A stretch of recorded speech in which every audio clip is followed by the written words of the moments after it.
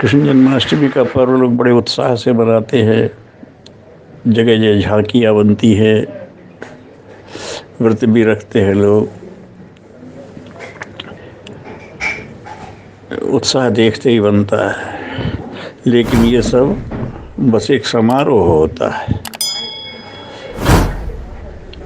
भगवान कृष्ण के जीवन के जो मुख्य सूत्र हैं, जो उन्होंने श्रीमद् भगवद गीता में लोगों को बताए हैं, उन सूत्रों को अपनाकर अपने जीवन को भगवान कृष्ण के अनुरूप बनाने, उनकी पसंद का बनाने, उनके निर्देशों के अनुरूप बनाने के लिए शायद ही कुछ लोग प्रयास करते हैं। जबकि भक्ति का अर्थ होता है ये कि जो अपना इष्ट है उसके अनुरूप बनो, उसी के हिसाब से चलो। हम तो सोचते हैं कि हमारी स्तुति सुन के भगवान प्रसन्न हो जाएंगे, लेकिन भगवान स्तुति सुन के प्रसन्न नहीं होते हैं। भगवान राम ने राजगद्दी पे बैठने के बाद जो सभा की थी, उसमें यही कहा था, मम सेवक प्रियतम मम जोई, मम अनुशासन माने जोई। मेरा सबसे प्रिय, मेरा सेवक वही है जो मेरे अनुशासन मानता है। ये नहीं कहा जो मेरा जप करता है, वो नहीं कहा कि जो मुझे प्रणाम करता है, जो मेरे लिए व्रत करता है, ये नहीं कहा। और भगवान कृष्ण ने भी कहा कि सब छोड़ करके मेरा अनुसरण कर, मेरे हिसाब से चल, योग युक्त जीवन जी। योग युक्त माने भगवान के साथ जुड़ाव के साथ। हम भोग युक्त जीवन जीते हैं, भगवान के बनाए हुए पदार्थों में रस लेकर के जीवन जीते हैं तो भोग युक्त जीवन है। और भगवान में रस लेकर के जीवन जीते हैं, भगवान के अनुरूप ढलने के लिए जीवन जीते हैं तो योग युक्त जीवन है। तो भगवान कृष्ण ने योग युक्त जीवन जीने की बात कही है। गीता का हर अध्याय एक योग है। तो उन्होंने ये कहा कि योगस्थ कुरु कर्माणि, योग से करो। अब योग का मतलब लोग तरह तरह के योग करते हैं। मैं तो ज्ञान योगी हूँ, मैं तो भक्ति योगी हूँ, मैं तो कर्म योगी हूँ, मैं तो फलाना योगी हूँ। अच्छी बात है, कहीं से भी योग युक्त हो तो जाओ। सूत्र रट लेते हो, कहते हम योगी हो गए। भक्ति योग के सूत्र रट लिए, ज्ञान योग के सूत्र रट लिए, कर्म योग के सूत्र रट लिए, तो उससे कोई योगी नहीं होता। खेल के नियम रट लेने से कोई खिलाड़ी नहीं होता। संगीत के नियम याद कर लेने से कोई संगीतज्ञ नहीं बनता। वो तो उसके सूत्रों के हिसाब से फिर अपने को विकसित करना पड़ता है, अपने जीवन को, अपने स्वर को साधना पड़ता है, उस अनुशासन में जीने का अभ्यास करना पड़ता है, तब वो बनता है योग युक्त जीवन का। ठीक है, योग युक्त जीवन जिए। अगर आप भगवान के साथ अपनी भावनाएं जोड़ते हैं तो भक्ति योग हो जाता है। आप भगवान के साथ अपनी विचारणा जोड़ते हैं तो ज्ञान योग हो जाता है।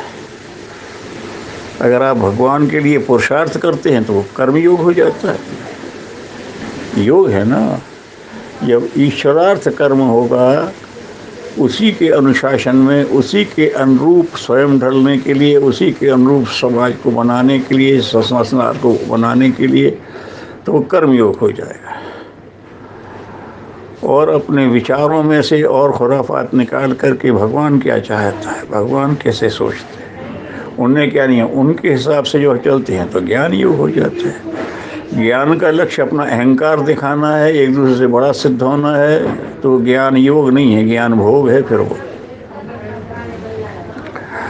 लेकिन अगर ज्ञान के माध्यम से भगवान को समझना है तो वो ज्ञान योग है।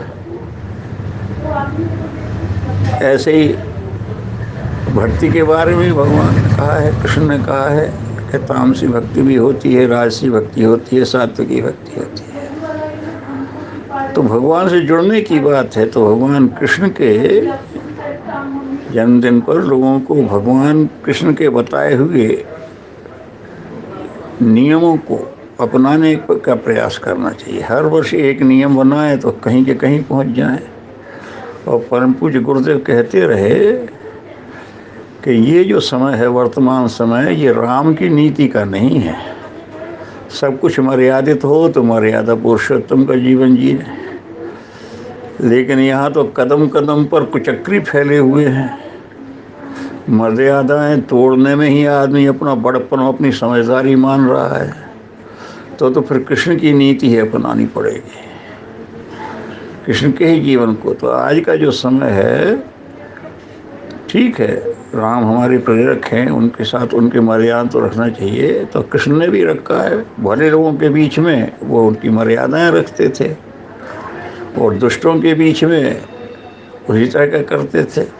तो भगवान कृष्ण का जो है जन्मदिन सब लोग खूब अच्छे से मनाएं। और ये तरह तरह की बाहरी झांकियाँ बना के उत्साह प्रकट करते तो अच्छी बात है, लोग का ध्यान आकर्षण करता है। लेकिन कोशिश ये होना चाहिए कि भगवान कृष्ण के बताए हुए जीवन के अनुशासन को क्रमशः हम जीवन में ढालें। भक्ति की भक्ति तो फिर ज्ञान भी जागृत करो। भक्त को कैसा होना चाहिए, भक्त के जहाँ भक्त रहे वो संसार कैसा होना चाहिए, और फिर उसके हिसाब से कर्म भी जोड़ो। भक्तों को कैसे कर्म करना चाहिए, भक्तों का परस्पर कैसा व्यवहार होना चाहिए, जो सब जगह प्रभु को देखता है उसका लोगों से कैसा व्यवहार होना चाहिए, सब देखो। तो ये सब अगर देखेंगे तो हमें कृष्ण जन्माष्टमी मनाने का लाभ मिलेगा, और वो लाभ इस जीवन में भी टिकाऊ होगा और अगले जीवनों में भी टिकाऊ होगा। सब लोग इस ढंग से कुछ सोचें, कुछ करें, गुरुदेव के निर्देशों के हिसाब से कृष्ण को आत्मसात करने की कोशिश करें। ऐसी ही मंगल कामना करते हुए सबको बहुत बहुत नमस्कार। ओम शांति।